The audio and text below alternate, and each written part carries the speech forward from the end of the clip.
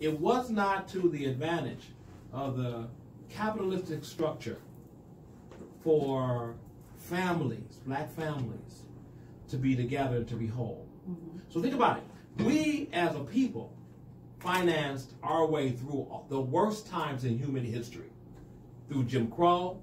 Think about the time we got together and we gave to each other. How could black people in the South, in that time when you couldn't go to many places, how did we make it and survive like that? Because we had each other. We supported each other's cause.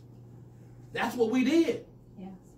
And when the power structure, capitalistic power structure, watched from the Marcus Garvey movement all the way coming to through Malcolm X, to Martin Luther King, through all of that time, they watched us flourish.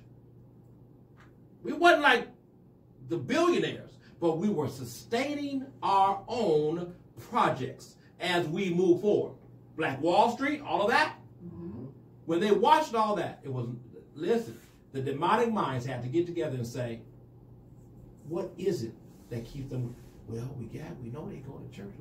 Yeah, and they got Jesus. And they together. We got Jesus. Well, we got Jesus not going to church a mile a minute, but yeah, we falling down by the so yeah. What we not doing is family. Yeah. That's what they came and got. They got to get that black man out of that house. Talk about that. Yeah, see, AC, all of this happens and takes place in the same meeting, in the same closed doors. Everything that's ill in our communities, the historical trauma, the incarceration, our women have to be and defend our families on their own, the destruction of the families. From the first meeting they had with the Willie Lynch and separating the family from dark-skinned, light-skinned, old, young, you know, children. You know, you see a man go out there, we talked about this yesterday at the domestic violence event. You know, when you see things like that, a man have tar poured on him, feathers put on him, ropes tied around him, and he's tied to two horses. They slap him on the butts and have him go either way.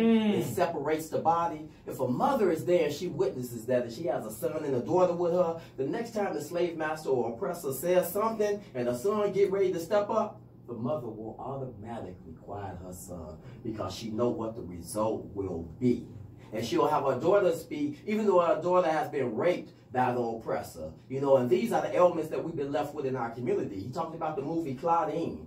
We see it takes place. There will be another thing. After incarceration ends, there's never been a time in this country that the slave master or oppressor haven't been on us. From the time you came to the shores of southwestern shores of Africa, from the time we was on the plantation, from the officers that arrest us on the street, from the seal that has us inside the 5x8 cell. There has been no oppressor there. And the one thing that they always break up, the thing that you always see crumble, that they put their attention to, is cohesiveness. Yes. That's the most dangerous corner in any city. Is black people coming together in cohesiveness. And that's why when New Era Chicago was on Chicago Avenue in Hamlin, before we got there, it was 20 police cars already waiting for us because of the strength, the cohesiveness, the power that they don't want us to discover, that they already know you have. And tell